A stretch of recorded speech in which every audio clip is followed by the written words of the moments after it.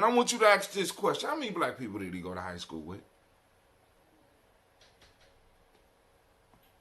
Because everybody, because people are very proud of being immigrants. And I have nothing against the whole immigration piece. I have no, you know what I'm saying? But white folks are so quick to throw out the immigrant piece as if when they came here, they did not receive the benefits of being American citizens. Being citizens of a country means something. It's supposed to mean something.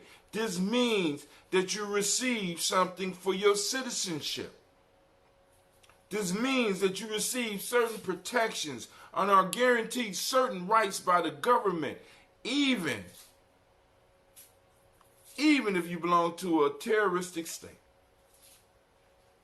And a lot of white immigrants, when they came over here, honestly believe the narrative. See, this is why it's important for us to start understanding the power of narratives, because this old crotchety white motherfucker by the name of Mitch McConnell honestly believed that by allowing a black president in the White House, who, by the way, wouldn't even be able to really apply for reparations, but who, by the way, Mitch McConnell stated in his own crotchety voice 8 years ago. No, my fault. It's almost 19 years ago. Let's see. No, 4 and 4 and 8. Almost 11 years ago. We gonna make him a one-term president.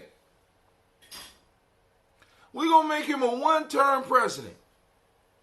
This motherfucker who will tell you and look you in your face and say, I don't have one racist bone in my body. This is what they say. All right, Kwame got a statement on here. One love, fam. What's happening? We sitting up here. We got to run through the reparations stuff. Then we're going to get into our, we're going to run through the news. Then we're going to get into our tribal quotes. Y'all know how we do it. I'm running a little bit late, but I'm able to time how long the show. I'm going to try to keep the show to about 60 minutes, as close as I can, family, I promise. But just after seeing this shit, after just seeing this, you know what I'm saying? I'm seething. And he did this on the eve of Juneteenth. On the eve of the reparations hearing.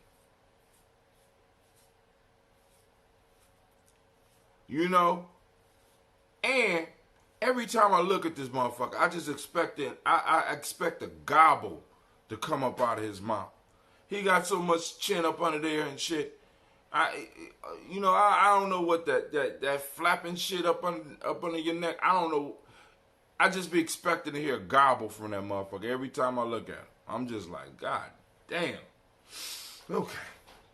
Enough with Mitch the bitch. All right, let's go to our man Trump, the great pumpkin himself, in the news. That was from CNN, by the way. This is from CBS News. Trump vows to cure cancer and eradicate AIDS as he kicks off his re-election campaign. I need to know, is the eradication, if the cure for cancer and eradication of AIDS, is that going to come before or after the war that he is playing, that's about to happen, because presidents when they're in war tend to get reelected. And I want to know, is it going to come before or after the wall that the Mexicans are going to pay for? But hey, we're going to give him a round of applause, because this great pumpkin did, you know what I'm saying? Because he don't believe in no goddamn small lies. You know what I'm saying? And I can't do nothing but look in wonder at how you could just be God damn. Let's just give him a round of applause for his. His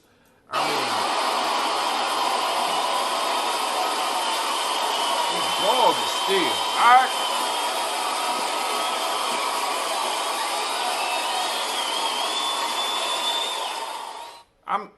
I couldn't, you know what I'm saying? Some of the shit he just be saying. He got to have a tight clique, family. This is why you got the tribe up. Donald Trump is tribed up. Because them motherfuckers around him, you watch motherfuckers in interviews, you bring up shit and lies he say, these motherfuckers don't even blink. They just sit up there and interview. They don't blink. They not sweating. And they just backing up everything he's saying. It is important to tribe up, because even when you fuck up, your tribe is going to be like, nigga paying the light bill. I choose. Whatever he said, the wall is going to be built. We going to cure cancer, eradicate AIDS. Yep. Next 4 years. Yep. Going to get rid of all that shit. We're going to break up Amazon. We're going to deport all the illegal immigrants and a couple of extras and shit. We don't even care. So, Brother Kwame say, didn't the turkeys like that? Yeah, I might have insulted the turkeys, so you right. They might be protesting my show. So, there's certain groups you don't fuck with. You don't fuck with the turkeys. You don't fuck with the LGBTQ community or whatever it is, and you don't fuck with the Jews. Just the way it is. But he does, turkeys might let me slide. They might let me slide. All right. America has tried reparations before. Here's how it went. Let's see if New York Times, if I can fool them and get in on it. I'll be trying to get these free posts, and we're going to see if they let us through. Okay, it looked like we there so far. Ever since the Union Army General announced in Galveston, Texas, that all slaves are free on June 19th, 1865, that's called Juneteenth for those that don't know. They caught me. They caught me. Yep, they're not going to let me in, family. They let me get a little good reading in, and then be like, well, now you got to finish. You got to pay us. Subscribe $1 a week. I'm not subscribing to the New York Times. I'm not going to do it. But y'all can look that article up yourself. I will tell you the name of the article. The article is in the New York Times. America has tried reparations before. Here's how it went. All right? Maybe, you know what I'm saying, maybe when we start making money doing this show, I go and get some subscription to these magazines and papers so I don't have to be jumping around and doing stuff that I do. 5 ways to fight wealth inequality according to economists. Let's go and look at that real quick. Because part of this whole piece that you're going to hear as we're talking about reparations is wealth inequality, right? And what we want to do and the way we're trying to craft our arguments as far as reparations. Now, I may be having problems seeing any of your comments on Facebook because Restream is having a lot of problems.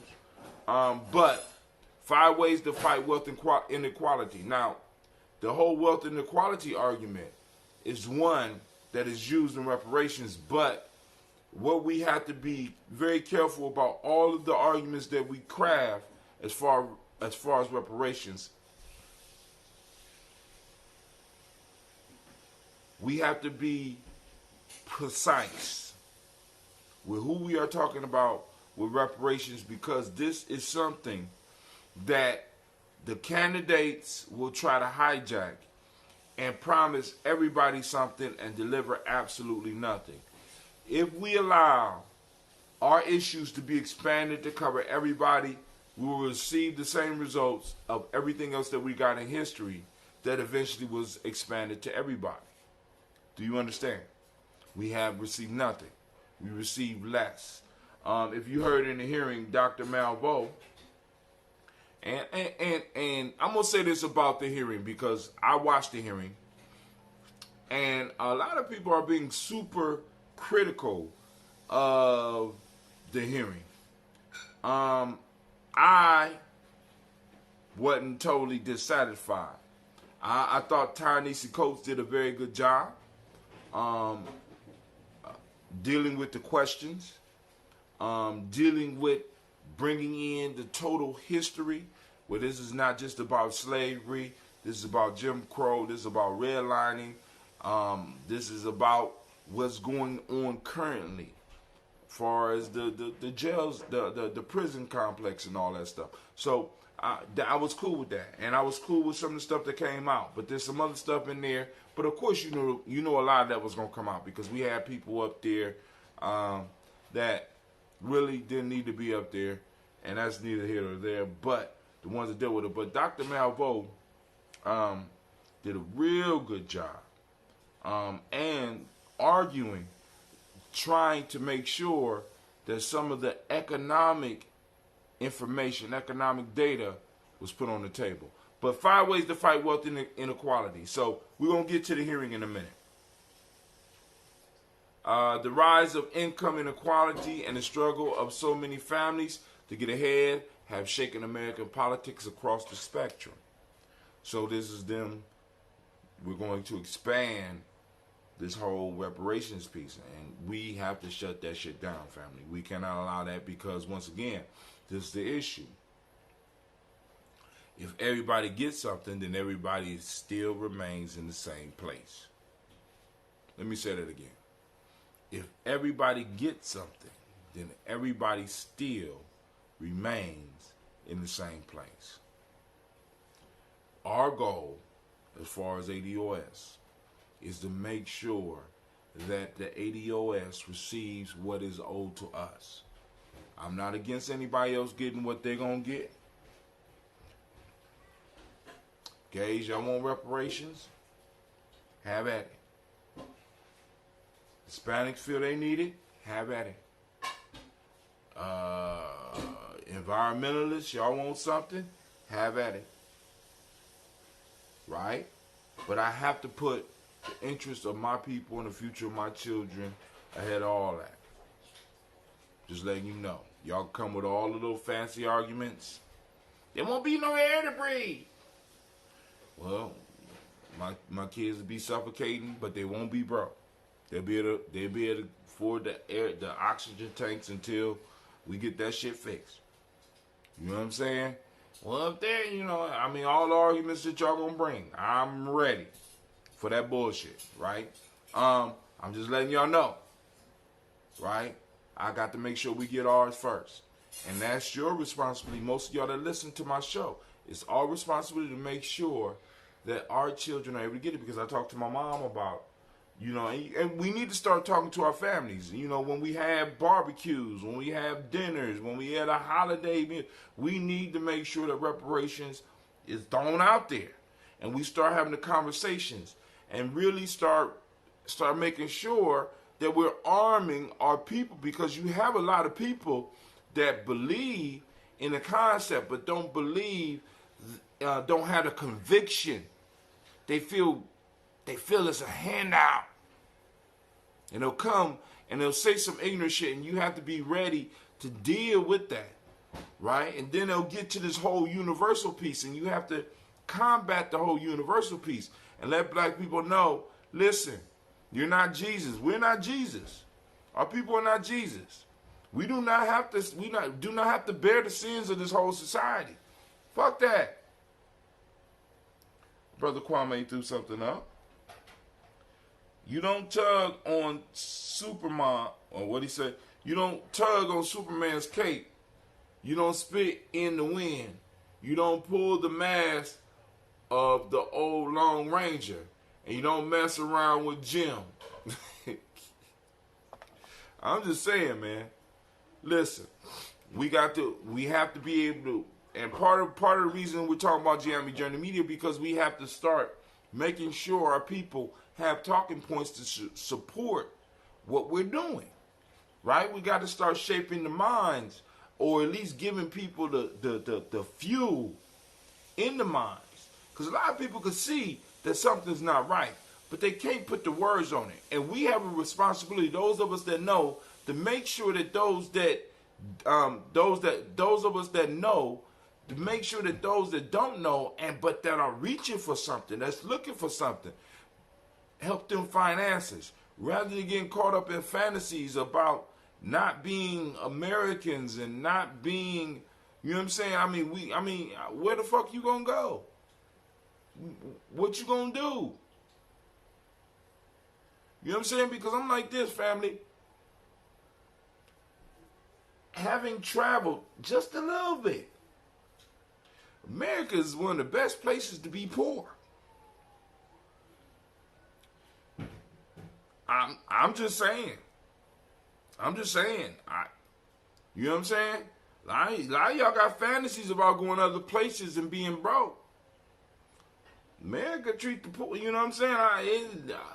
Poor is bad everywhere. Don't get me wrong, but it's certain poors that your ass really don't want to be, right? And then on top of that, you got to be able to afford a visa. You got to be able to afford the plane tickets. I be having motherfuckers telling me they about to move and they ain't got money for plane tickets. They ain't got money for visas. And I'm gonna live my dream. I'm gonna secret my way into another reality. Come on, family. Come on now, we got to be able to talk some, get your let's get reparations and you go live wherever the fuck you want. I'm just throwing it out there. You're not confined to America. You can live the American lifestyle. You know what I'm saying? We haven't been really living the American lifestyle. We've been receiving the scraps off of master's table. We haven't really been able to live the American lifestyle. You know? He said, who took your visa pics? Because a lot of people don't even have passports. I'll be coming on some illusionary shit. Family, we got to get real about this. All right. President Trump invokes the plight of the forgotten people. Liberals call for massive new government programs. Wall Street titan Jamie Dimon proposes a Marshall Plan for America. Ideological conservatives warn of a socialist uprising that would ruin Americans' capitalism, but economists who study the issue say it needs not to come to that.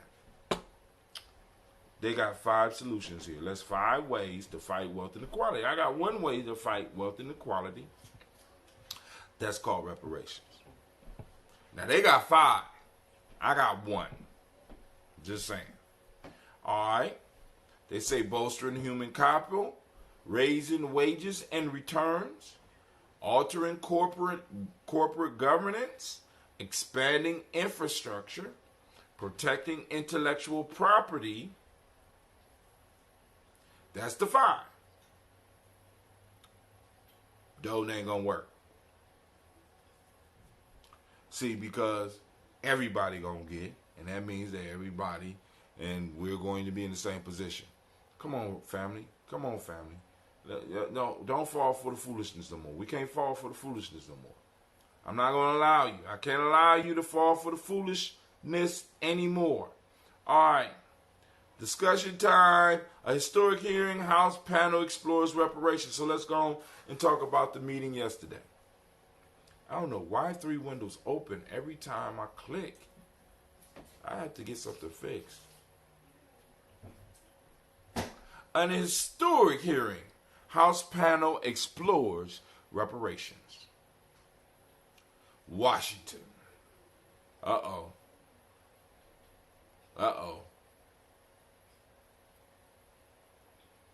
Oh, shit. This is New York Times. I can't even read that one either.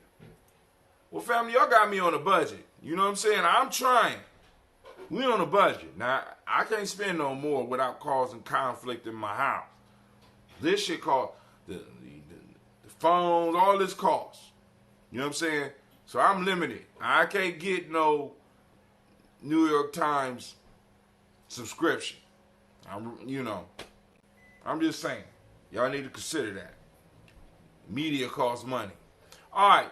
Iraq shoots down a U.S. drone aircraft. Now, so we are on the verge of a conflict or a war with Iran.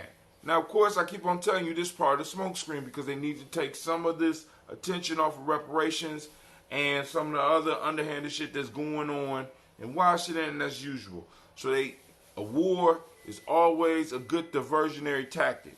So while you looking over here, we're shifting shit here, right? We got to be single. We got to be single-sided. We got to be clear on our vision, and we got to move in that direction. We're gonna talk about that a little bit with these proverbs today.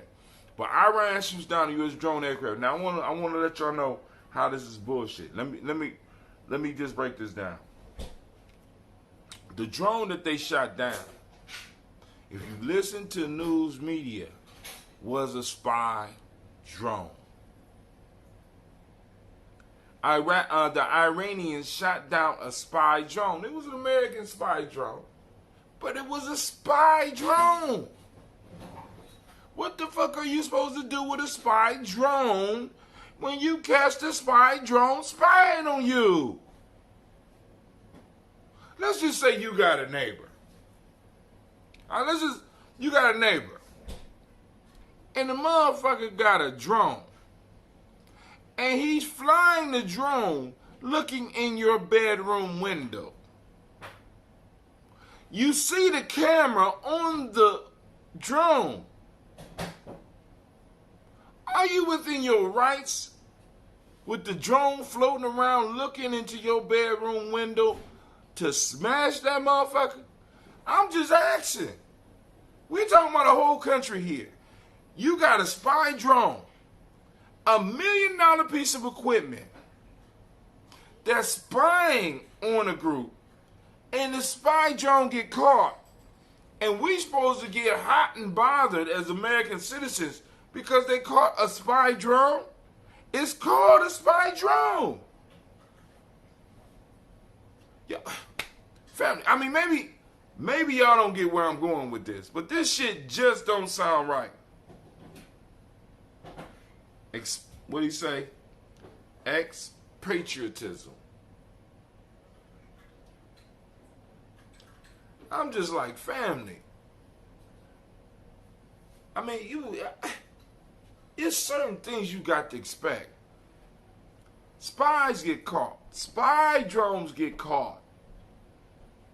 When they get caught, if you being spied on, you're supposed to smash them.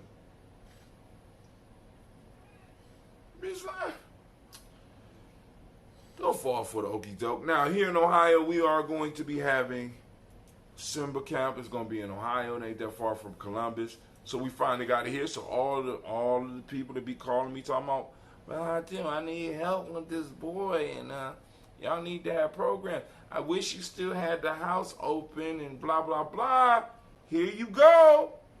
Right here in Ohio. They got spots open. The flyer's on my site. You could get it.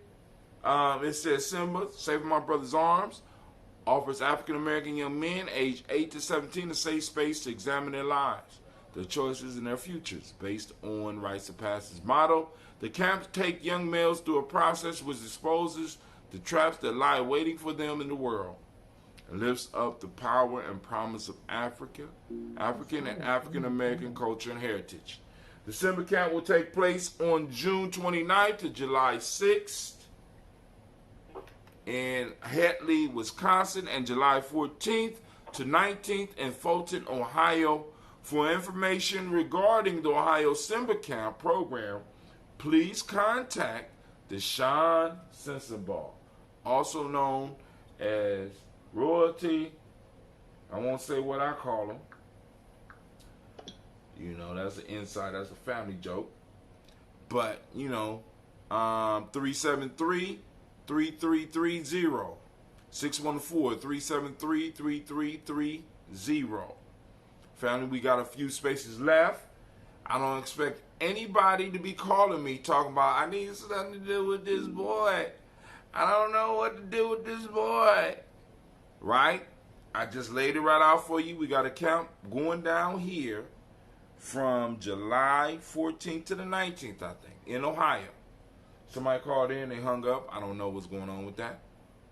Also, now, I read a book recently. It's called Digitonomics. Great book. Listen to me. The brother has a system where he has been able to commoditize his content on the internet, create ebooks, do shows, everything. And I'm looking at all the stuff that he's doing. I'm like, damn, I'm using all the same stuff. So I reached out to him, and now he's helping me put some stuff together so I can streamline Giammi journey. Right? The book was good. It's a good read. I'm suggesting, family, that everybody reads it, because not just because you might be a content creator, but the fact is that, you know what I'm saying, you might have something that's of value, and he can help you market it. He can help you build what he calls a WA. It's a walk-away wealth system. All right, so what I'm going to do is I'm going to play some music, because being old, I got to use the bathroom. We're going to take a break. So with no further delay, let's give him our undivided attention, and let's receive Brother Minister Nuri Muhammad with a warm round of applause. All praise and peace for Allah. Shalom alaikum. Thank you, family. In the name of Allah, the Beneficent, the Merciful, I bear witness there is no God but Allah, and I bear witness that Muhammad is indeed his messenger. I'd like to greet my brothers and my sisters in the greeting words of peace of Assalamu alaikum. How's everybody today? All praise are due to Allah. I'm doing well myself, striving in Allah's name to make my word my bond. Thanking Allah to be able to celebrate a Savior's Day. To actually have met a Lord and a Redeemer for the black man and woman in the whole world, if they only but understood. And I'm talking about the greatest black man that has ever lived other than God himself, the most honorable Elijah Muhammad. All praise is due to Allah for the most honorable Elijah Muhammad. Yeah, Columbus most dangerous up in here for the year 2014. Yeah, Grind Life Entertainment. It's got you calling on your Jesus. Stomach full of butcher. Open on the street is getting deep. It's time I rupture. All right, we got a caller. All right, we're gonna stop the music. That was Brother Shekel. Matter of fact, he got a new album coming out. We're gonna be. I want to premiere that on here and also interview him. Also, I got to get an interview with Brother Eddie Baird as well, because they got a news piece out too. Damn, the caller hung up. All right, well, we're gonna go and finish this up, because that's the second caller. I don't know what's going on with these callers just calling in and hanging up. You know what I'm saying? Come on now. All right, and I know that I can't see any of y'all comments. I can't see no comments because the Facebook piece is messed up. But the call-in line is 614-260-7150. 7150. Once again, 614. I'm going to type it in. Call in 614-556-4535. By the way, I'm planning to attend at least part of the camp in Ohio, for those that want to know. So, and I got time to do the whole camp if I need to. But we have to go on and support these type of efforts. It's very important. So let's get into the folk tale for the night, because I got to work on my commercial. I got a commercial coming out, family. We got to have some homework, working with Brother Philip Shock. Oh, speaking of that, he has another product on here. They say the portion of Africans and other black immigrants is quietly increasing. No one is taking note.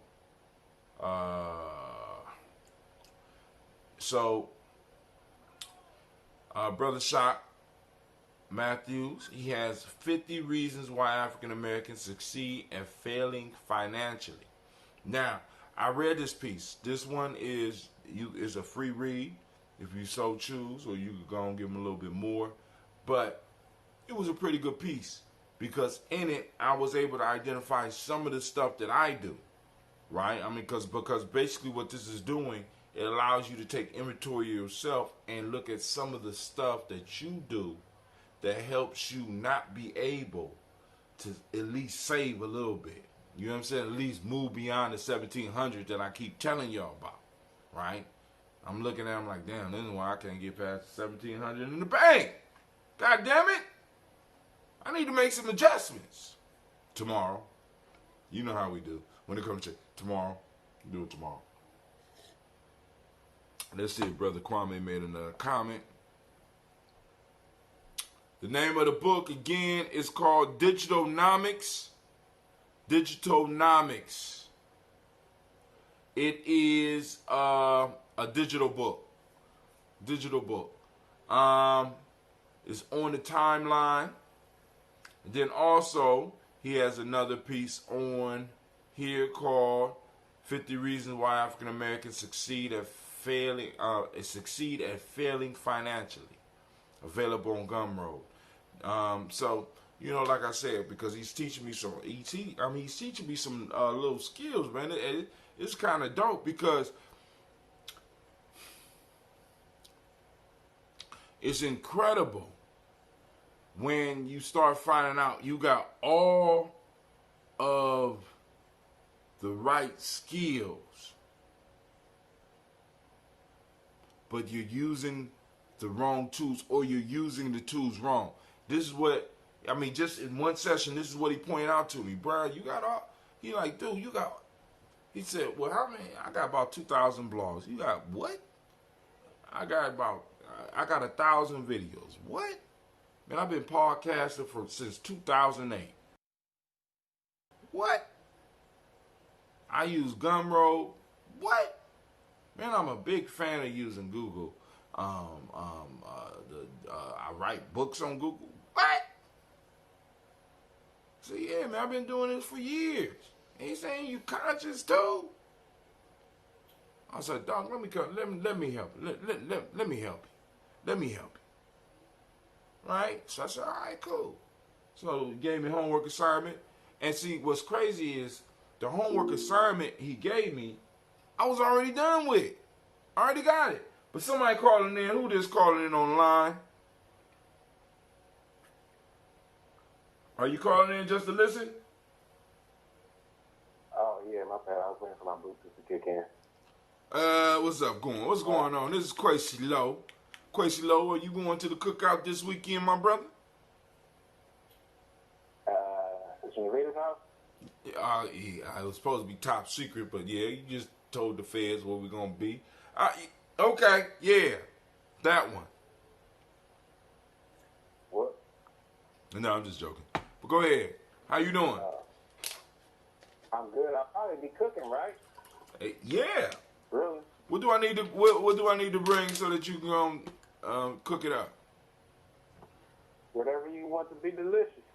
Uh-oh. So now, I've been talking to Quasi, and one of the things I want to work on with Quasi is doing a cooking show, because I'm gonna demonstrate to him the camera equipment I got while he's over there showing us his skills on the grill and in other places. I'm gonna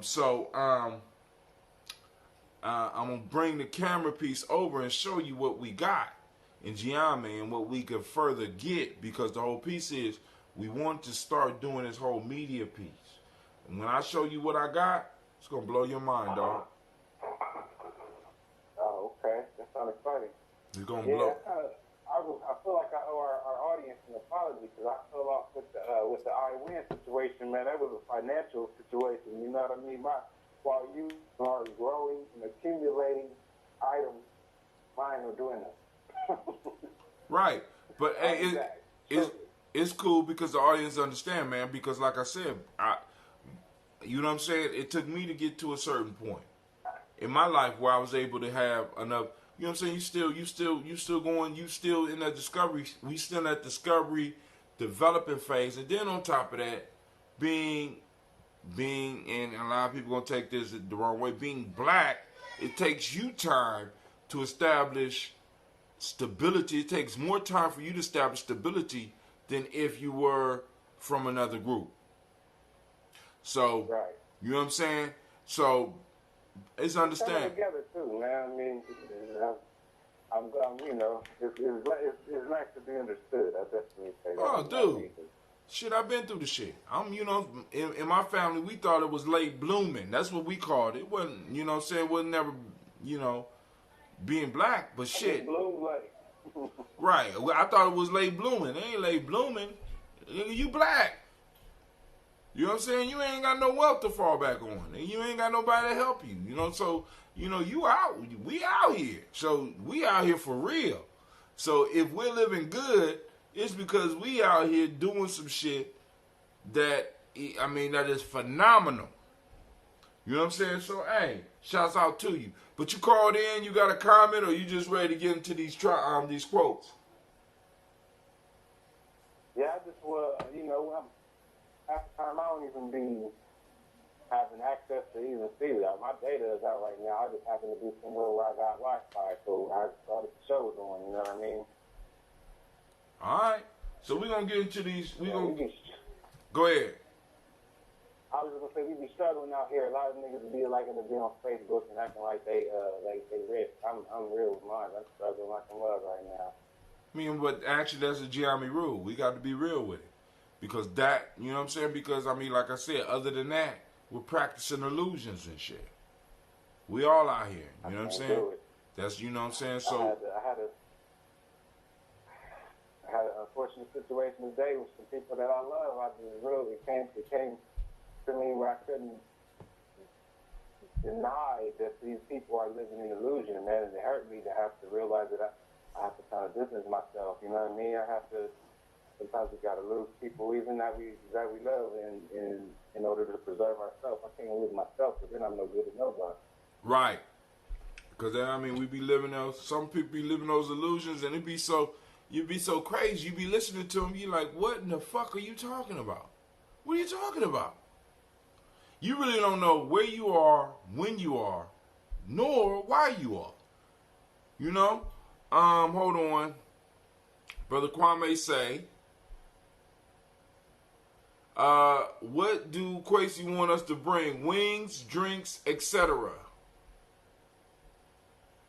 And he said lemonade or Gatorade, as far as drinks are concerned, can't drink anything stronger than an ambrosia. And ooh. They don't make hard Gatorade? Huh? So they don't make hard Gatorade? They ain't invented hard Gatorade yet? Nah, we gotta invent that on our own. But I might bring a gallon of ambrosia. I'm gonna have some ready. You know, it's gonna be it's gonna be young, but it's gonna be strong. I'm bringing some ambrosia. That's what the fuck I'm bringing. I'll say this though, anything y'all want on the grill, let me know in like a day in advance. Preferably, I would like to get it so I can season it and let it marinate. You know what I mean? All right. So Kwame, if you didn't hear him, so I could be mentally prepared. He said whatever y'all want on the grill, bring it, because he would like to get it a day in advance. So we got tomorrow to get it to Quasi so he could go and season it up, get it ready, so they could be put on the grill. I got some, got those big mushrooms too. I might bring some of those. You know, we might be able to do a little snippet of a show or something over there. But then the Raw Rising is early that morning, so I'm gonna have to get out of here. I got to get out of here about 5:45. No, I'm gonna have to get out about 5 a.m. because I want to be at the Raw Rising. Raw Rising? Yeah, that's it's a ceremony celebrating the solstice, even though the solstice is tomorrow at 11:54 a.m. I think it's tomorrow at 11:54 a.m. Where's that gonna be at? Is it something that I could? Yeah, that I could it'll be. I gotta get the flyer. I'm gonna post it up, but I think it's like at 5:45. It's at sunrise over at the Wolf Park. Brother Kwame, what's going on? No, I was rather than doing all that damn typing with my carpal tunnel hands and everything. So, Quincy, how do we get the stuff to you? I can come and get it.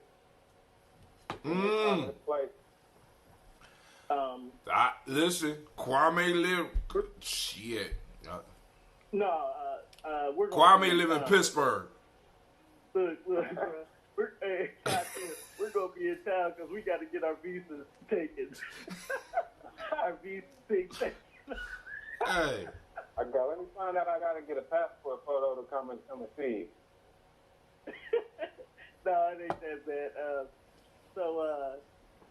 I know around 4 o'clock we're supposed to be at South High School. That's where we're getting our visa pics taken by a young brother. Oh, where you about to go?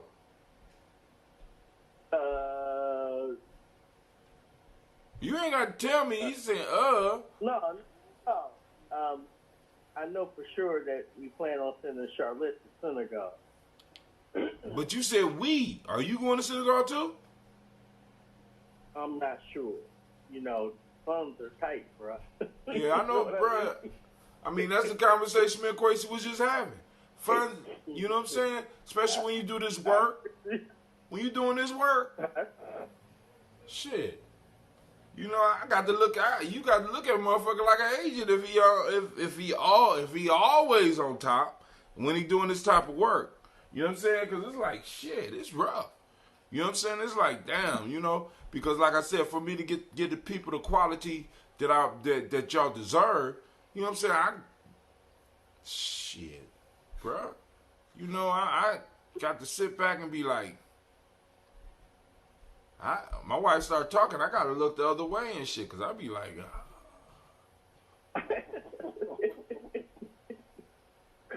like shit. Well, but you know, the thing is that you know, I wanted to travel before I'd gone blind. Now, it's not that I can't have experiences as a blind person in, you know, the various countries I would visit, but Charlotte. I want to make this opportunity available for her to go with her dance crew, you know, with Miss Susan and right. Kasan gang. If by some chance they raise enough money where I can go, then I'll be gone. But at this point, we're just getting our license. We're getting our new license stuff, you know. So hell, you got to have a new license, you know, so they can track you abroad.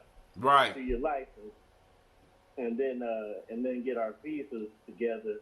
And so wait, hold on. They're combining the license and the passport?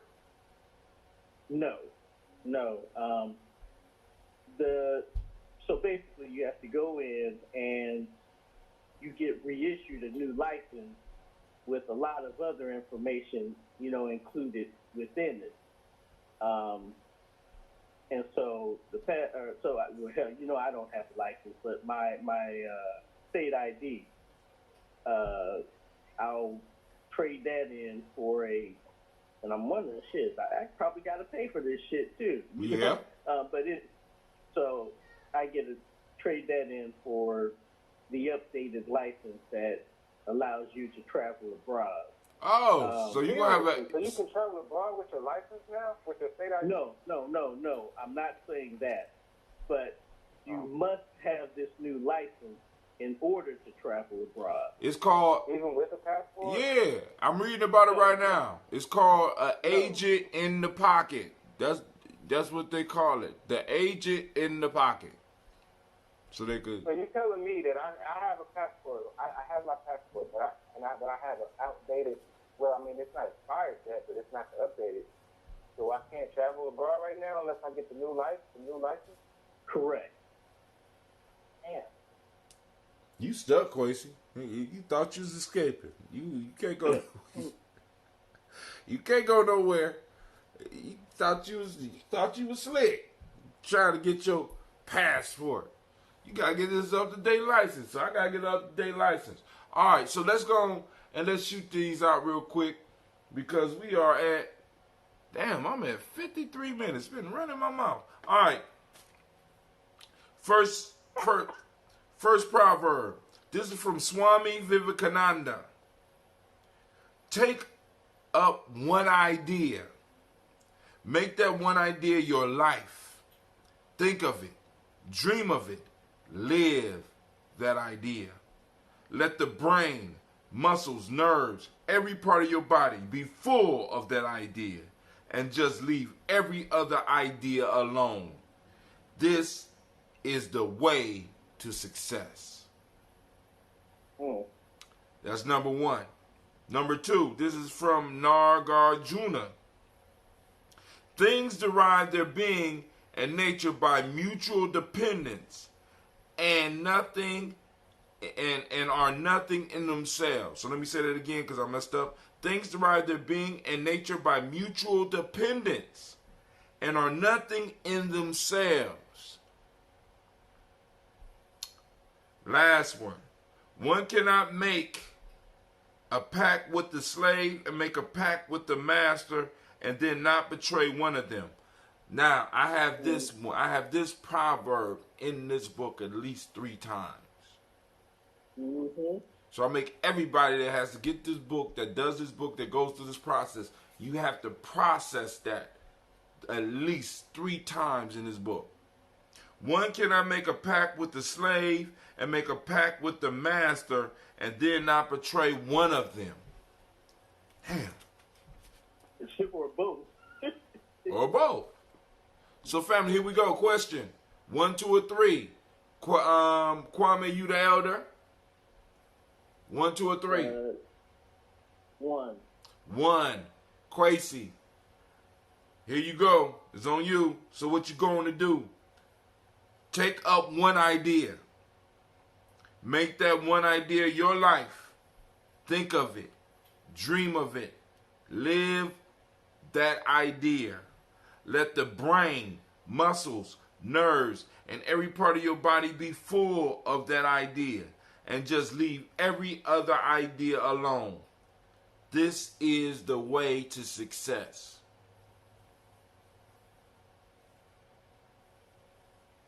You want me to You gotta give say. my impression?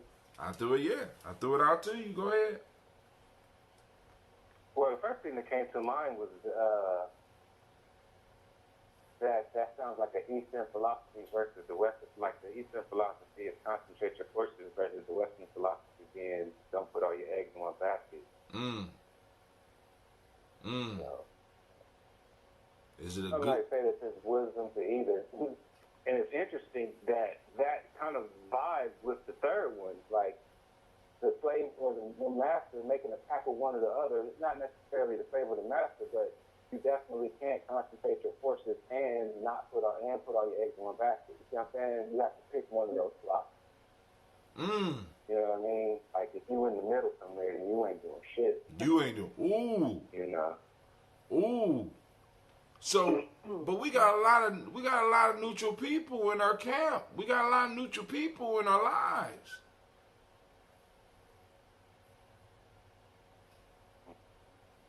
Damn, y'all got both quiet. Yeah. Y'all both got quiet on that.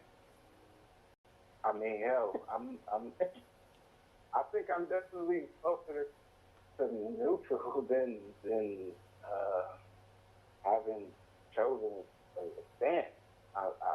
Honestly, like being honest with myself, I think that's even part of like why I challenge myself to be honest with myself. That's kind of, if I was to say like picking one thing and sticking to it and letting it be the essence of my being, that's kind of one, like what I feel myself wanting to gravitate towards is really being honest with myself and not being full of shit, literally and figuratively. You know what I'm saying? Mm-hmm. Because I feel my body not flowing right, like Right.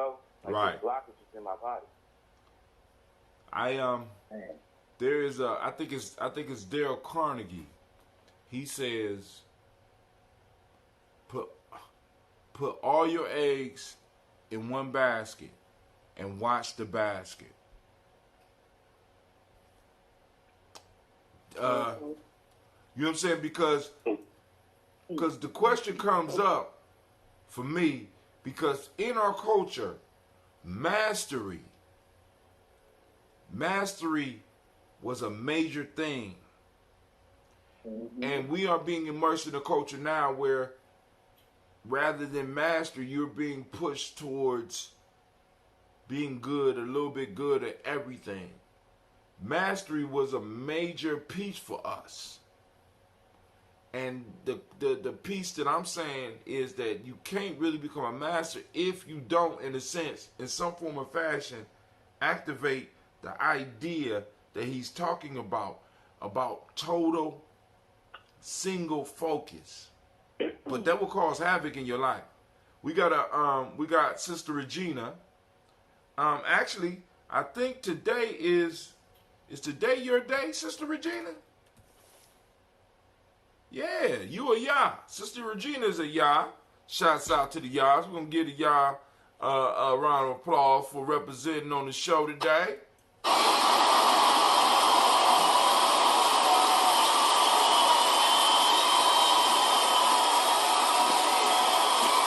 Shouts out. Sisters of Fire will be at the G&J Mall this month. She got yes, hashtag Yahborn. Hold on. That's a tough one because I have so many interests, but as I mature and grow my business, I see the wisdom in that. We can allow our full selves to be dedicated to singular goals. That's powerful. And she said, yes, she's a Yahborn. But go ahead, Kwame. You know, when I first heard of that, there were two thoughts that went through my mind. Of course, Malcolm Gladwell's 10,000 Hours. Yeah. And the idea where, you know, when I was younger, I used to have this concept of my that I wanted to, you know, kind of focus my life in on. But naturally, I was drawn to Jehudi. Now, many of us who understand the Netraru of Kemet, we understand that really those are two sides of the same coin. And so, in many respects, I got lucky. Mm-hmm. Because even though my focus may have been on my eye, my natural instinct was to, you know, think in terms of mathematics, think in terms of communication, you know, along those lines. And so, yeah, I lucked up. And this is a question to Sister Regina. A lemon pound cake, do you do that?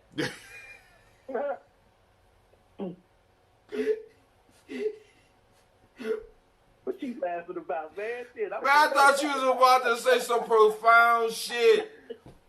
I thought you was about to ask a profound question. Was so profound. I was like, God damn, okay. I got a question for you, Sister Regina. I got there to talk about Tahuti, my aunt, and mathematics, but I have a question. Sister Regina, a lemon pound cake. Do you do that? Or hell, I could have been like Captain Picard. I said, Sister Regina, Make it so. lemon pound cake. Make it happen. Make it so. Number one, make it so. Make it so. But Sister Regina, that's a serious question. Brother Kwame want to know, do Sisters of Fire make pound cake? Because we couldn't remember the menu. I couldn't remember the menu, but I do remember seeing some cakes over there. And he's looking for a pound cake. Yes, laughing out. My mom does the cakes. Brother Kwame wants to order, is it a lemon pound cake? Lemon pound cake.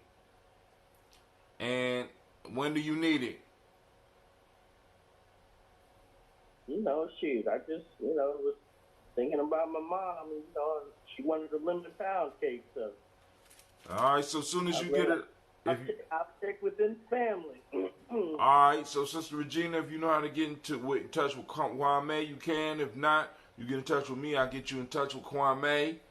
He want to order a lemon pound cake, but nothing. I kind of just thinking about my grandma right now. I would really like a 7-Up pound cake. Oh, Lord. I could not stand those damn 7-Up sours, man. I know Quasi too young for all that, man, but oh man, the 7-Up. 7-Up yours. Man. 7-Up pound cake. All right, back to the profoundness. We're gonna get back deep. Now, the focus, family. Listen to it. Listen. Mastery, I'm just gonna put it like this. For our culture, mastery was a major thing. And mastery requires you to be able to focus your energy into, in many cases, a single objective. And usually people that are able to do this are people that are able to be successful, because what starts to happen is, and from what I notice is that when you become focused, other things that you need in life, other people will be able to fit in and fulfill that. You know what I'm saying? As long as you ain't focused, because some of us, we get single-minded on our fuckery rather than our mastery. You know what I'm saying? So we have to really make sure that we're directing that single-minded focus towards something that is, one, necessary for us, and two, necessary for the people. Like, for example, I want to give another idea of this mastery piece, though, and this focus piece, because first, an example of what I'm referring to is when Brother Hatem and I were asked to, give some commentary on the ancestor Malcolm X. Now, Brother Hatem had expressed that, neither of us are any kind of experts on Malcolm X. However, we can approach Malcolm X's life through what we're mastering in.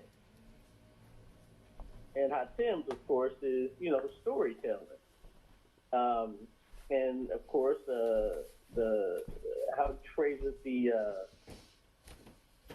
journey of the hero. And mine was through mathematics, where literally what I wanted to do, I had to make some adaptations, but what I wanted to do was, I designed a lesson plan, a math lesson plan around Malcolm X and running numbers.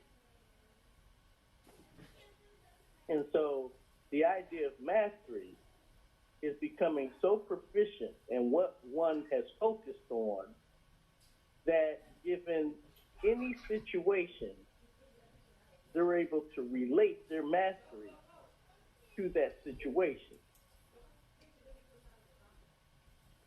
Hold on.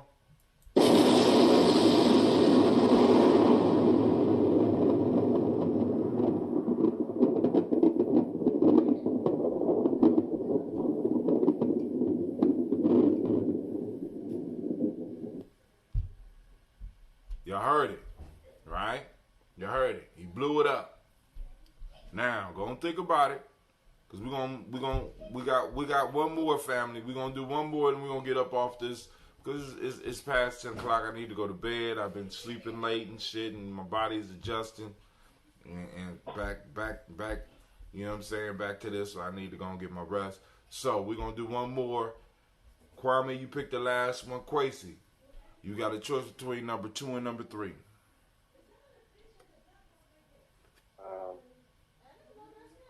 I don't remember what either one of them are specifically, but I know number 2.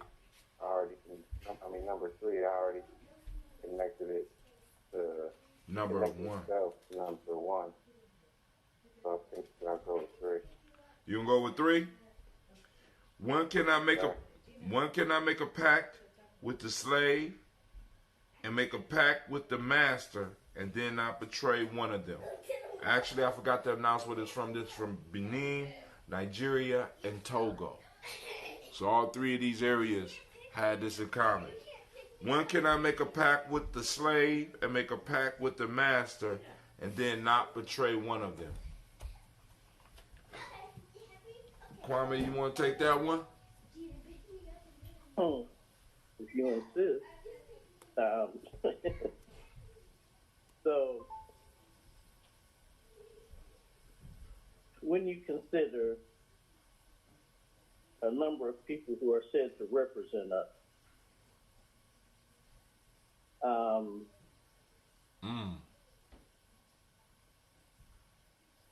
you know, I'll use Candace Owens as an example. Now, Candace Owens, I didn't even know who the hell she was at one point, right? Right. But her name kept popping up, and then she gave a testimony before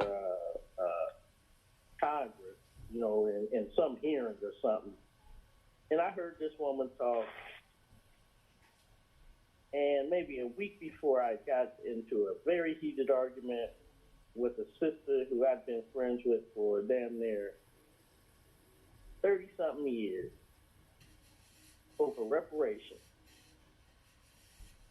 And so fast forward a week later, I'm listening to this Candace Owens, you know, talk,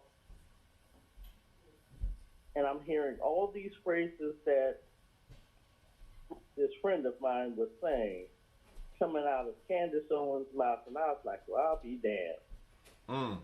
That's what she's been listening to? And so Candace Owens, who says, you know, she does everything for the benefit of black people, but at the same time, she's working for the masters. And when you hear the words come out of her mouth, clearly she's betraying black people. God damn. Because she's not dealing with the reality of the economic devastation that was brought on by, you know, from slavery to through Reconstruction, Jim Crow, the Civil Rights era, and presently. She ain't dealing with any of the realities of the shit that black people have to go through. And so that's my example of that. And when you were commenting on the people they were sending, the Democrats were sending before Congress, I made the comment, I said, you cannot send an integer to do an irrational's job. And I'm speaking algebraically from a numeric point of view. Integers are your numbers like 0, 1, 2, 3, 4, and the negatives of those numbers like 1, 2, 3, 4, etc. The irrational numbers are numbers that cannot really be expressed. Like pi? Like pi. Zero an integer? Say that again? I didn't know zero was an integer. Yeah. I thought zero was more of an irrational number because it can't really be expressed. No, irrational numbers are numbers that cannot be expressed as a fraction. Zero can be expressed as 0 over 1, 0 over 2, 0 over 3. Oh, okay. All equals 0. Right. But those are also that's also a subset of the rational numbers, because your rational numbers is a special case. Zero has its properties. Excuse me. Depending upon whether you're looking at it from a group standpoint, an additive standpoint, a multiplicative standpoint, and just to give a brief example of what I mean. So if I'm looking for the additive identity, it would be 0, because any number I add to 0 will yield that number. In other words, 0 plus 1 gives you 1. So 0 becomes the additive identity. Right. In multiplication, the additive identity is the number 1. 1 times 15 is 15. 1 times any number x is x. And so it becomes the multiplicative identity.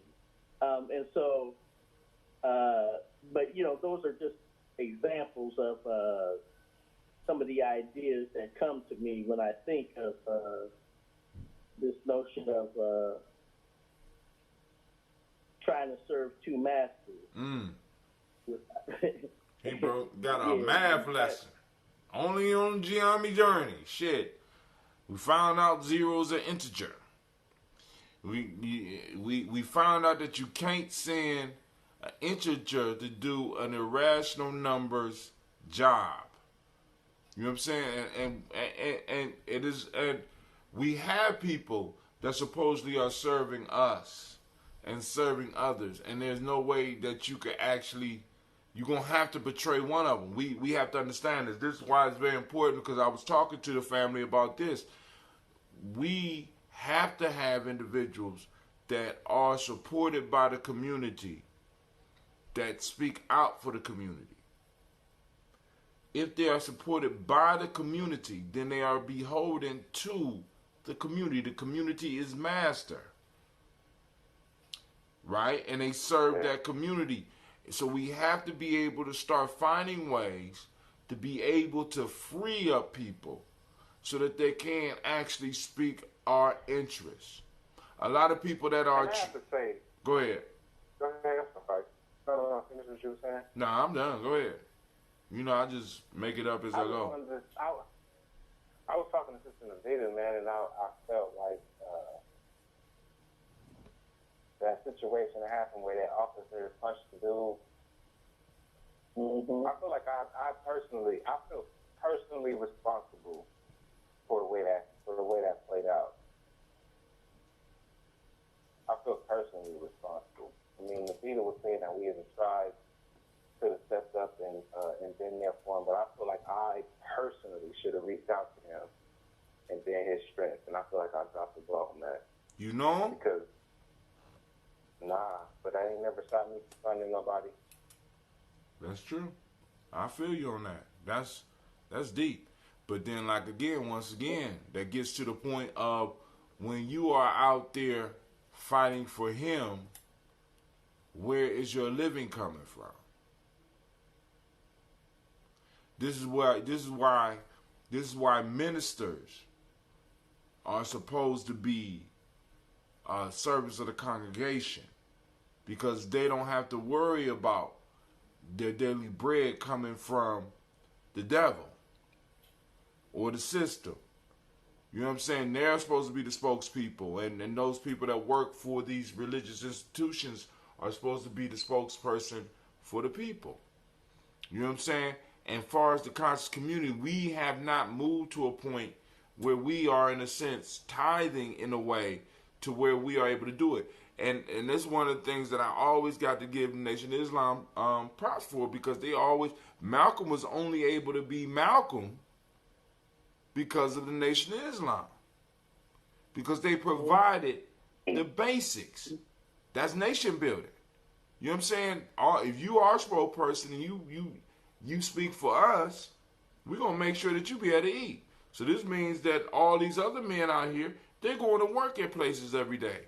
They might not be able to say the shit that you could say, but when they come back and they bring their money back, they're cutting you a piece of that so that you will be able to do what you do. And we haven't made it to that point yet, to where we have individuals that are able to do that. But we're moving there. We're moving there. The market is one of the first steps to that. So, you know what I'm saying? We have to really understand that as they say in the Bible, you can't serve two masters. You can't. You're going to have to betray one. You're going to love one, hate the other. You're going to betray one.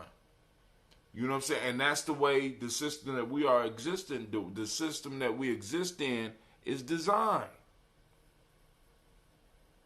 And you're always going to betray the one that ain't feeding you. Most people. Let's put it that way. Most people are always going to betray the one that ain't feeding them. There's some fools out here. Some of us fools out here. You can be like, you know, we're guided by principles and shit like that. So we got to, you know, we got to find ways to take care of those individuals, especially the young ones coming up. Please, you don't forget, we'll be at South High School 4:00. I think I got your number. If I don't, just in case, Brother Hatem, shoot me Quasi's number. Okay. Or Quasi, if you have my number, then shoot it to me just to make sure I got it. Hell, if it comes in as your name, then I know I got it. But if it don't, then I don't. So. All right. So, I'm looking right now. Oh, you got his number, Quasi? I'm checking right now. All right, because one of the things we got to do at our next meeting is make sure everybody got everybody else's number. Because that's what I'm doing with the young boys as well. All right, family, listen. Yeah, I don't. All right, so. All right. Well, I got both of y'all numbers, so I'll take care of that. Give me a couple minutes after this. But family, I want to thank everybody for tuning in and joining us here at the Congregation of the Mighty, the home of the stubborn minority, the place where your hustle builds muscle. This is Giami Journey Media. This is the Heart of a Simba production, and we just did another Tribal Quotes, day 75, by the way. Only got 15 more. And, of course, you know, we strive to blow up your old paradigms. Family, I'm out.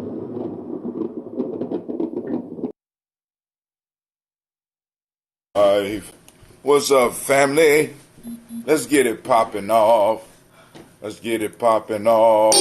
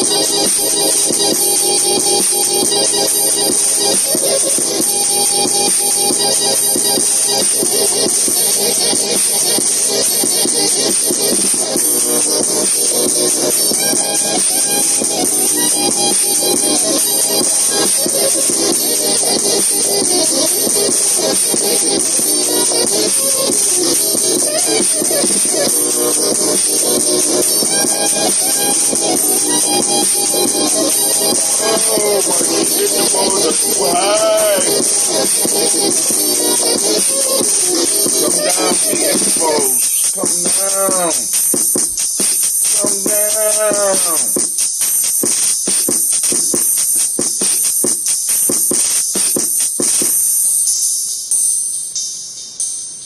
All right, family, this is the place where the congregation of the mighty gathers, and we are streaming at 17 frames per second, right? So I'm going to be a little bit behind. All right, so family, I want to welcome you. I want to welcome you to the congregation of the mighty, and this is the place where your hustle build muscle. This is Giami Journey Media. I forgot to open up the phone line.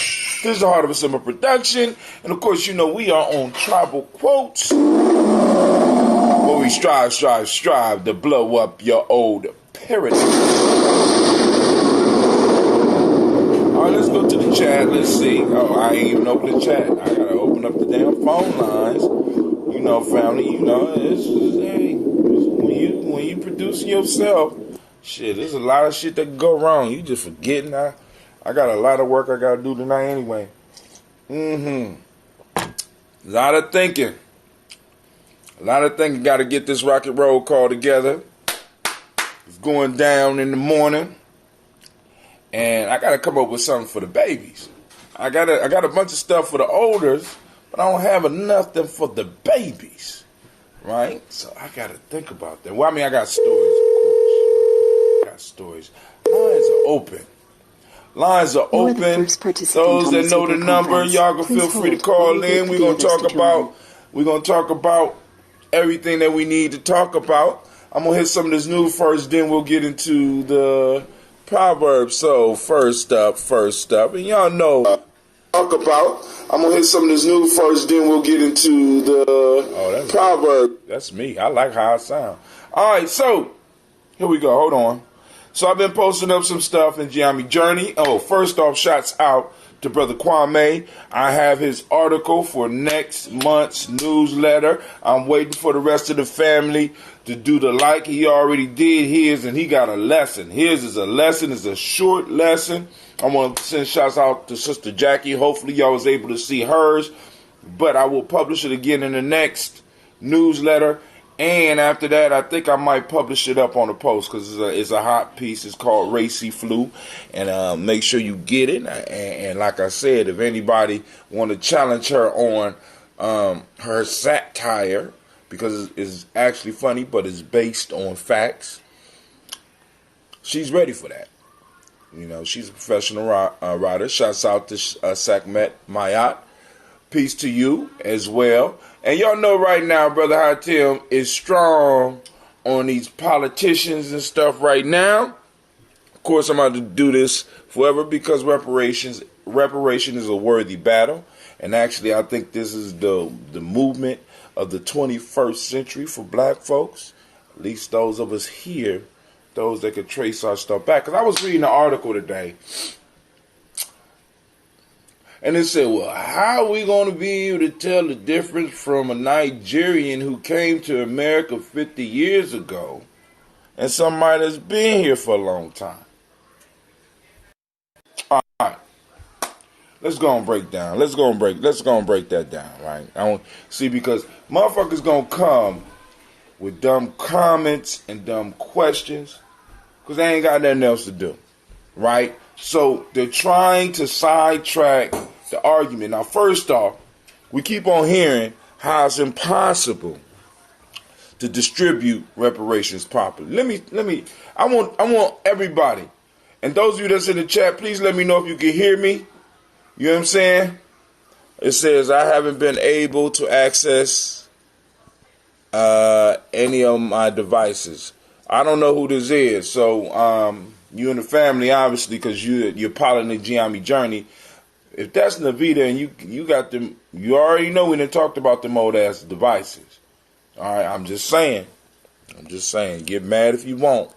We done talked about it. All right, so we live in a country. Let me just give you my personal experience.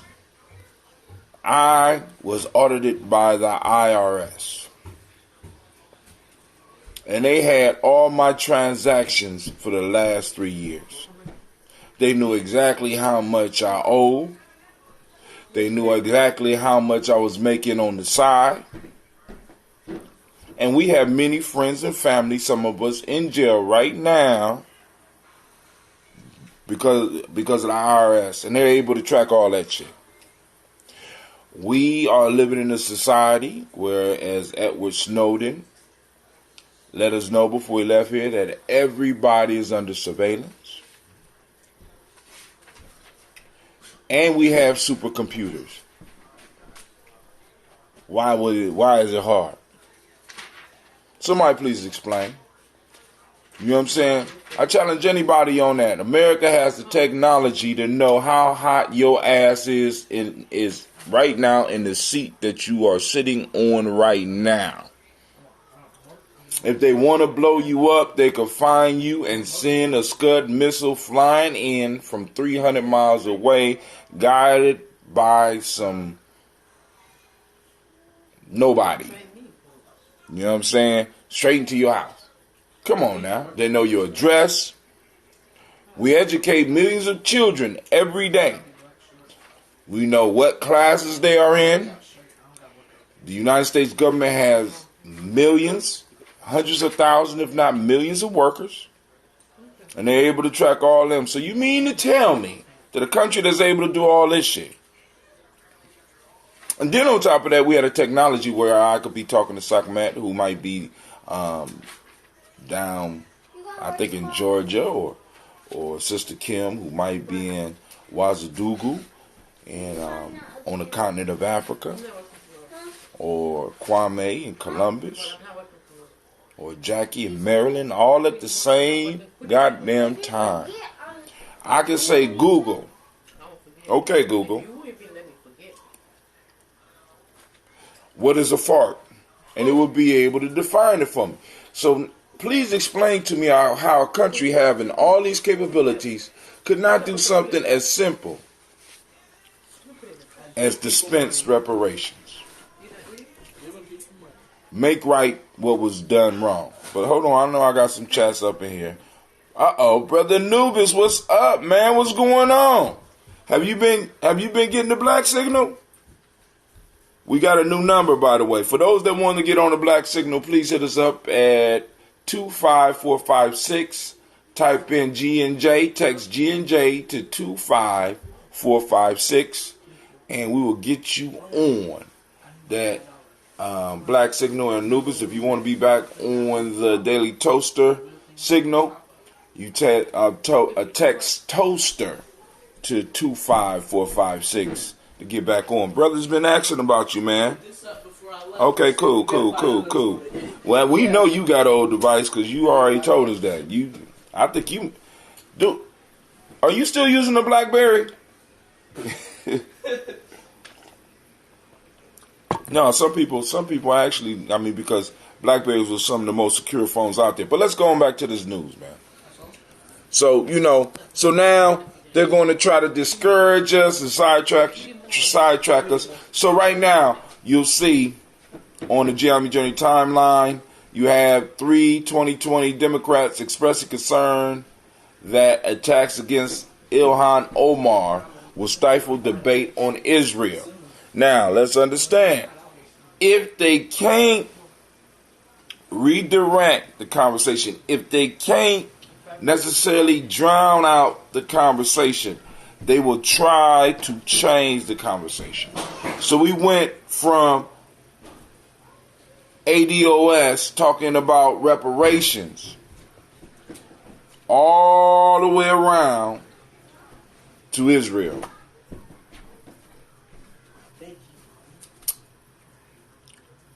I'm just saying, anti-Semitism or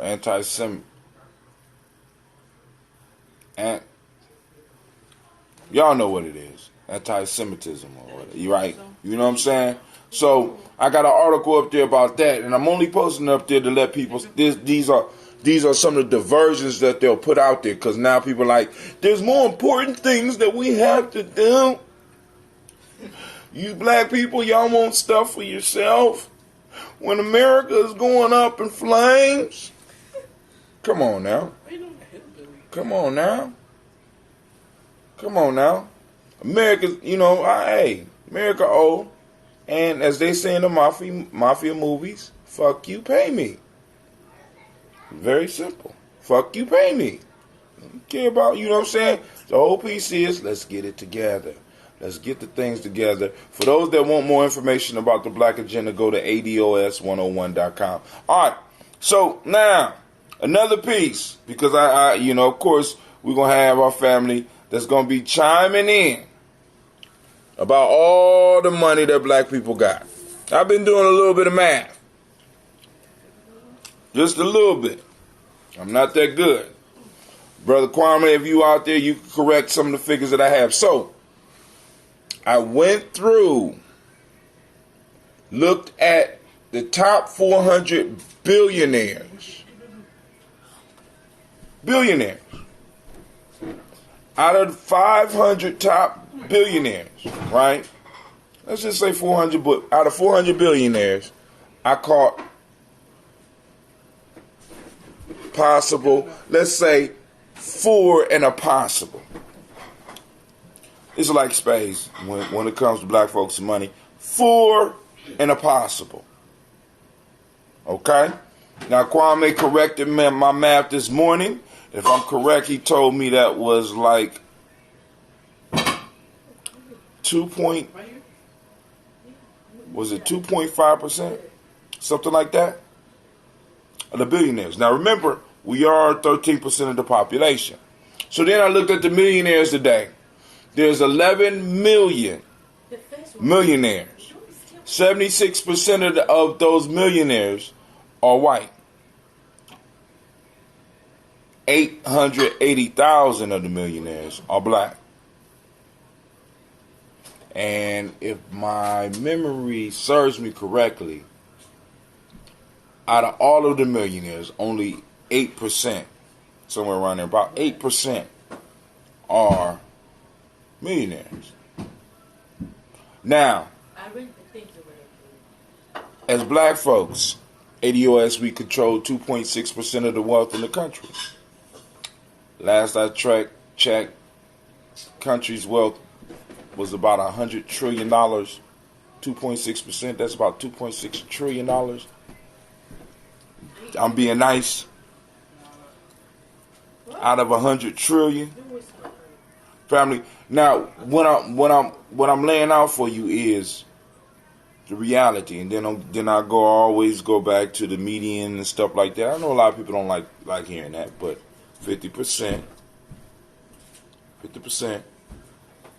of ADOS, or African descendants of slavery, are worth $1,700.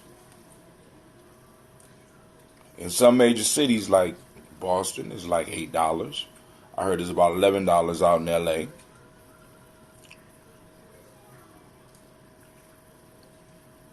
I'm just throwing out the realities because I'm seeing all these discussions out here, and I just want people to understand where everybody's coming from all of a sudden talking about these reparations, because many of us have children, and it's like boom, what an inheritance. You know what I'm saying? I mean, I started with nothing. You leave here with nothing, probably. You know what I'm saying? But I can launch a fight that at least set my children up. You know what I'm saying? Because the piece is, we can't go down without a fight, family. I mean, I'm just saying. And I just, like I said, some people will disagree, be like, it's stupid, blah, blah, blah. You know what I'm saying? And it's sort of like, for me, it's sort of like allowing somebody just to move in your house, and rather than fighting for your property, you just walk away from it and be like, that's not mine. Not mine no more. I mean, it was ours, and we talk about how great it was when it was ours and all that, but all we are able to do is talk about the memories of the house. Even if some messed up stuff happened in the house, it's still our inheritance. We still should be able to get what is ours. and this country is ours. I know some of y'all going to disagree with that. You know what I'm saying? I got a generation of ancestors born, raised, and died here. I'm not denying that I have African roots, but I do understand that our ancestors were the blood sacrifice for this country to be where it is. I'm reading a book right now called Slavery's Capitalism. And they talk about all of the accounting systems that were perfected during slavery and how much the slaves was worth and what they brought to the economy and the jump start that slave labor was able to bring to this country. And people will hit you automatically with all countries started with slavery. Or you even get Joe Berry said he needs some. You missed the last batch. I'm about to start brewing. My fault. Shaka brew out for a minute. But all right, so let's get on to some other stuff. Now, I have an experiment on its way. Hopefully it'll be here tomorrow. We'll be able to start on some of the health news. So I snore. I am a heavy snorer. So one of the things I'm working on, they say the weird benefits of mouth taping that you should know about. So I'm going to experiment with a little mouth taping and some other stuff to try to keep my mouth closed while I'm asleep. And they had an article in Mind, Body, Green. I'm going to share a little bit of this and then we'll get into the Proverbs. But somebody's on the line. Who on the line? Who's blessed in Giambi? Brother Shaka. What's up, Brother Shaka? How you doing? I'm blessed. Was somebody else saying something too? Somebody else on the line? No, that's just me. That's me talking to myself, man. You know how I do, man. You know how we do, brother. You know, if nobody want to talk, we gonna talk. All right, the weird benefits of mouth taping that you should know about. Now I'm gonna read some of this real quick because I want some of y'all to hear about. Because a lot of us sleep with our mouths open. Well, let me put it this way. I sleep with my mouth open. I'm gonna experiment with this and let y'all know if I feel a little bit different. Because I have heard rumors that I snore very loudly, and I told you I snore, but I'm kind of in doubt. I think I got people hating on me all around me. You know what I'm saying? Cleve said he heard me. My wife said they heard me, but they ain't present me with no damn proof. So how I know they ain't lying? How I know they ain't mad because they don't have the superpower of sleep that I have? You understand what I'm saying? Well, Cleve do. I do. Oh, you know about my superpower? You got the superpower too? Oh, you said your superpower. Yo, I'm talking about the sleep thing, man. Like, I know what I've heard. I've heard that I cut through some logs. See, that's what I'm saying, but nobody ever present no damn proof. All these cell phones and stuff like that with recordings, how we know that we really snoring unless somebody can present some proof? And then, on top of that, even if they present the truth or proof, I got to analyze the video because they can go on and put sounds on there. How I know you ain't got no how I know you ain't cut some sound in? Because you hating. See, because there's a lot of haters out here. But Well, you know what? I'm going to tell you the truth, though. I'm going to tell you the truth. To your loved ones, sleep apnea sounds deathly. Because you can be snoring real loud, and all of a sudden, they don't hear you even breathe for like 3-4 minutes. You know what I mean? Because you took a deep breath. Exactly. You took a deep breath. You took a deep breath. That's a deep breath. I don't know nothing about it. But here we go. I don't know nothing about it. If you're like most people, the idea of taping your mouth shut while you sleep might sound a little, alarming. But as it turns out, mouth taping might just be the key to a restful night's sleep and so much more. For instance, would you be surprised to know that using mouth tape might help improve your breath, reduce or even reverse cavities, and improve your heart health? Helping your body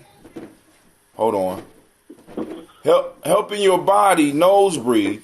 Wait, where is my... Hold on. I don't have to do all that. Let me just do this real quick. Because I got to read past all these chords, and we don't have to go through that on the journey today, nowadays. We in the modern times. I got another device right here.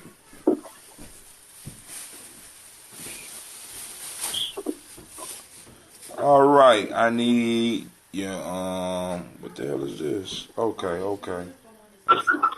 That's from the show this morning. Oh God, I might have to go. What's up, Shaka? Joe Berry said what's up. Who said what's up? Joe Berry. Joe Berry, what's going on, man? Yeah. I thought about y'all down there today. Oh, Because today. Well, I thought about all of y'all because there's a few things going on that's pretty interesting right now. Of course, trying to find the right piece of real estate is one, but the other piece is that I have finally sat down and tasted the difference between the straight. You know, since I've been making Red June, I've been mixing them all the time. I put rooibos and hibiscus in the same brew all the time. Sometimes I put a little more of each, but man, I finally got an opportunity to taste a perfectly and strictly hibiscus Red June versus a perfectly and exclusively rooibos Red June. And I'm going to tell you what, the taste is night and day. The rooibos is definitely that smooth champagne.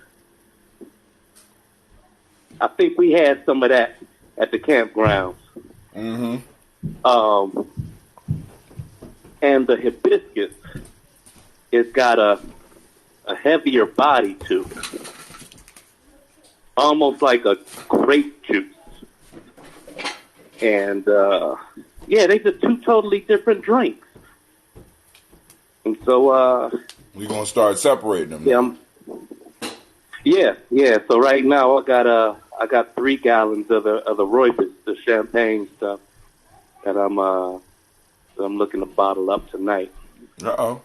So, and I will start. And also, I've been thinking that Pharaoh's about to be on his spring break, and wanted to see what was going on down there because if I'm not mistaken, the next mall event takes place while he is still on spring break. And even if he's not, March 30th. He's home. Right. Say what? March 30th. March 30th. Now. Right on. Now, let me correct myself on billionaires. 1.25% billionaires are black. But now, back to this.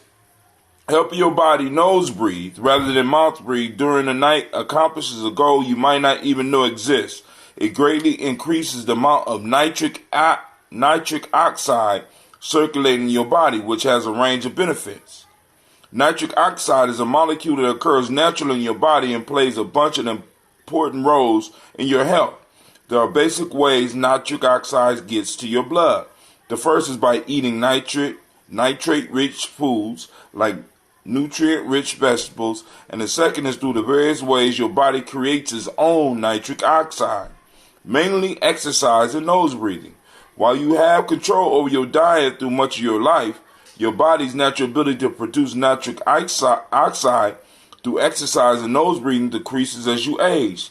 That's why it's vital to develop good nose breathing habits as early as possible and not allow your body to fall into bad patterns. Science tells us that some of the major drawbacks of decreased nitric oxide from mouth breathing include worsened vascular health or heart function, high blood pressure, drop in cognitive function, decreased immunity, and more chronic inflammation. On the other hand, improving your nitric oxide intake can help to not only improve your heart function, blood pressure, cognitive function, immunity, and inflammation, but also athletic performance, weight loss, digestion, neuropathic pain, anxiety, and depression. So I got 2 devices. I got some tape coming in. I got another device, and I will share it with y'all on the Daily Toast when I get it. Maybe it will be part of, at least one of them will be here on time hopefully for the Toast and Talk on Kuumba. How to tell if you're a nighttime mouth breather. Getting up in the middle of the night to pee, tossing and turning through the night, nasty breath in the morning, snoring, gingivitis and bleeding gums, signs of teeth grinding, cavities, drool on your pillow. If you know I have some of these sleep disorder breathing, like sleep apnea, it's almost certain you're mouth breathing through the night. Feeling a little overwhelmed. How mouth taping can help with NO production, and nighttime mouth breathing. Feeling a little overwhelmed? Don't worry, I won't leave you without the fix to your mouth breathing issue. For several years, I kissed my wife goodnight and then reached to my nightstand for mouth tape to put across my lips. As I mentioned, many people hear mouth taping and have some horror stories. Image pop up immediately, but your body evolved to breathe through the nose, except in a few circumstances like extreme physical exertion, stuffy sinuses, or while talking. Unfortunately, modern development in sleep, like comfy beds, combined with the common underdevelopment of the airways from a lack of vitamin K and nitric oxide, in fact, have led to a much higher number of people who mouth breathe at night. Taping your mouth shut is a great way to make sure your nose breathes throughout the night. Bonus, if you wake up every morning without tape on your mouth, it's a good diagnostic tool to recognize frequent mouth breathing. Many people who start taping notice an improvement in their sleep within just the first few nights. That's because mouth breathing often correlates with interrupted sleep, just enough to kick you out of deep sleep, but not usually to the point you remember waking. But once you start mouth taping, these interruptions will probably go way down, providing you with deep sleep and a fresh start to the morning. I've even seen patients with mild sleep apnea reverse condition just by mouth taping.